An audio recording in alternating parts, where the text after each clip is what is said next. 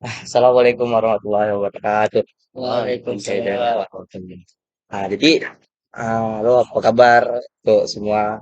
Baik, Nah, baik. baik kan? Baik. Nah, jadi kali ini kita akan berbagi cerita di podcast Abdurrab. Jadi pada hari ini kita bercerita mengenai Komnas HAM dan upaya penanganan kasus. Jadi kita belajar PPKN oleh Ustaz Sulaiman. Jadi sedikit pengenalan, kita kali ini akan membahas Komnas HAM dan upaya penanganan kasus. Jadi ada beberapa topik ya. Yang pertama itu ada definisi atau makna, kemudian ada landasan, ada fungsi, kemudian ada tujuan, dan yang terakhir itu adalah contoh penanganan kasus. Jadi hari ini, sekarang ini kita sudah bersama dua narasumber kita. Nah, tadi perkenalkan itu ada kawan kita Muhammad Nadik. Hai, hai Nadik. Hai. Hai, Adik Tan. Hai, Didan. Hai. Agak asik ya. Tan, sehat ya? Nah, jadi kawan kita Nadik ini akan menceritakan sedikit contoh ya cerita mengenai penanganan kasus dan Nadik ini dan Diktan, kawan kita Diktan akan menjelaskan makna begitu juga dengan landasan. Oke, langsung saja. Tidak basa-basi, kita ke Diktan. Oke, ke Diktan.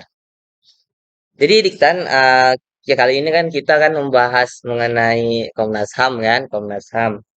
Untuk pengenalan pertama itu Farhan mau bertanya nih, Farhan. Farhan tuh mau tanya tentang makna. Ah, jadi Diktan apa makna dari Komnas HAM? Oke, saya Diktan. Sa. Oke, Diktan. Jadi ini Pak Pahan. Oke, ya. Jadi makna HAM ini lembaga kemandirian yang setingkat dengan lembaga lainnya Oke, berfungsi untuk melaksanakan pengkajian, penelitian, oke. penyuluhan, pemantauan, dan mediasi hak manusia, hak asasi manusia. Kita lanjutkan ke landasan. Nah, jadi kan kita perlu dasar nih kan untuk Komnas HAM nih. Apa yang mendasari Komnas HAM nih ada di negara kita? Atau juga dalam ilmu keagamaan juga tidak apa. Oke. Mungkin ada dari kita sedikit menjelaskan tentang dasar atau landasan dari Komnas HAM ini. Landasan ini pada surat Al-A'raf, Hmm. surat ke-7 ayat ke-24, dan dan kamu mempunyai tempat kediaman, kesenangan untuk mencari kehidupan Oke. di muka bumi waktu yang lama. Oke. Oke ya. Berarti Dikta ini dia memaparkan satu ayat Al-Quran. Insya Allah. Jadi itu Quran surah. Al-A'raf Oke, Al-A'raf surah yang ketujuh ayat yang ke 24. 24. Jadi dia tuh surah ini ayat ini dia menerangkan kita tuh punya hak ya, punya hak tinggal di dunia ini dengan waktu yang lama dengan menentukan apa-apa yang kita ingin lakukan gitu kan. Ya, Nah, dengan kutipan sesuai dengan agama kita, Al-Quran dan Sunnah Nabi Muhammad. Kayak gitu ya, kita. Oke. Jadi begitu ya guys. Jadi sedikit mengenai makna dan landasan mengenai Komnas HAM. Terima kasih kepada kawan kita Dikta ya. sama Makasih ya. Pak. Ya. Oke, kita lanjut ya. Balik lagi kita ke konteks pembicaraan kita yakni Komnas HAM dan upaya penanganan kasus. Jadi kali ini kita bersama kawan kita Nadik, ini Muhammad Khairi, Nadik Khairi Basiri. Dia itu akan sedikit bercerita tentang penanganan kasus. Jadi mari kita dengarkan, kita simak sedikit pembahasan mengenai penanganan kasus. Oke, coba cerita lu dikit. Adanya. Oke, Jadi saya ceritakan pada zaman Nabi, oke, oke. nggak zaman sekarang lah. Oke, berarti tidak ceritanya nggak masa-masa kini lah kan nggak Iya, bojor nggak kakak itu tuh ya. zaman dulu. Oke, zaman Nah, dulu gitu. ya. Jadi kan Ya. ah, pada saat Nabi Muhammad ada waktu itu Nabi Muhammad dia tahu atas kematian dia. Oke, ya. Dia tahu kapan mati gitu. Nah, jadi dia pada waktu itu mengumpulkan kaumnya lah, kaum-kaumnya umat-umatnya dikumpulkan pada Ya. satu tempat. Ada tempatnya itu lupa namanya. Ya. Nah, jadi Jadi waktu itu Nabi berkata, Wahai kaumku, kurang lebih kayak gini. Iya, iya. Wahai kaumku, adakah di antara kalian yang merasa terzalimi Mm. semasa aku hidup atas kelakuan aku? Oke, oke. Nah, gitu. Jadi ada yang bilang saya, Farhan. Oh, Kita bilang aja namanya uh, Bapak Diktan tadi. oh Bapak Diktan ya, Ya, oke. kita bilang Ya, Bapak untuk Diktan. mengenang Bapak Diktan Ah, tadi. ya berarti contoh aja ya kan. Contoh. Oke, ya. Jadi Bapak Diktan ini adalah dia bilang, saya wahai Rasulullah, Mm-mm. saya pernah engkau sakiti karena terkena libasan cambuk Nabi. Oke. Gitu Heeh. ceritanya gitu. Jadi uh, karena ingin ini, Nabi itu ingin sekali Tidak dia ada kesalahan gitu ya. ya dia Oke. nggak mau di masa hidup tuh dia nggak mau kaumnya terzalimi atas kelakuan dia. Heeh. Jadi uh, membalas lah gitu. Nabi Muhammad nih pengen ya udah coba gitulah kan. Ya untuk kisos ya kan, kisos ya. Kisos ya. Namanya kisos sih saya tahu ya. Hmm, Yaitu membalas biar permasalahan dia itu selesai gitu. ya Ya, gitu. oke. Terus? Jadi Nabi Muhammad nih menyuruh kaumnya, sahabatnya kalau waktu itu Heeh. untuk ngambil cambuk. Oke. Hmm. Lalu Nabi Muhammad buka baju. Yo. Nah, karena apa yang Bapak Diktan tadi yang bilang saya tadi itu, Oke, ya. ya, sebenarnya bukan Bapak Diktan, Ya. ya. Dia kena libasan itu pada waktu nggak pakai baju. Heeh. Jadi Nabi Muhammad uh, buka baju lah pada saat itu kan untuk Oke. membalasnya. Jadi waktu Bapak Diktan udah megang cambuk ya, Ya. nah, dilemparnya lah cambuk tuh ke Heeh. bawah, Hmm. pas gitu kan. Nah, Ya. dipeluknya lah Nabi Muhammad. Nah, Oh, oke. karena wah nggak seharusnya lah gitu. Mm-mm, ya, ya. Hmm. Berarti dia tuh cuman bertujuan ingin memeluk Nabi Muhammad Iya, gitu ya. heeh. Tidak ada dia sedikit pun dia niat untuk melibas kembali ya gitu. dia Oke. mungkin sedih karena Nabi Muhammad ini ya, itulah Ya. kenapa dia uh, ngumpulin kaumnya si nanya kenapa ini kenapa ada nggak ini yang merasa terzalimi gitu. Ya, ya, ya. Dia nggak mungkin lah ini kaum-kaumnya ini Oh, membalas gitu. oke, oke. Jadi ceritanya nih, guys ya, mungkin udah pernah kita dengar. Jadi ceritanya tuh ya begitu. Ceritakan dia jadi pada saat itu Nabi Muhammad telah mengetahui kapan kematiannya, dia mengumpulkan kaumnya dan bertanya, siapa yang merasa selama hidup Nabi Muhammad tuh terzolimi atas perbuatannya? Dan ternyata ada gitu, ada.